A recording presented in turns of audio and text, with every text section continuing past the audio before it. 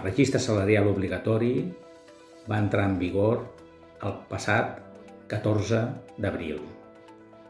La principal finalitat és treball d'igual valor, remuneració igual. Especialment va dirigit a igualar els salaris per sexe, dones igual homes. Des de Gremicat, aquest mes d'abril estem confeccionant i enviant als nostres clients el registre salarial de les seves empreses.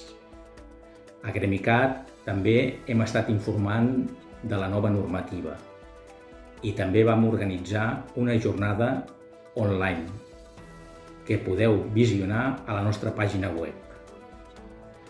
Ara informem dels punts més importants de la nova normativa que vam explicar en la jornada.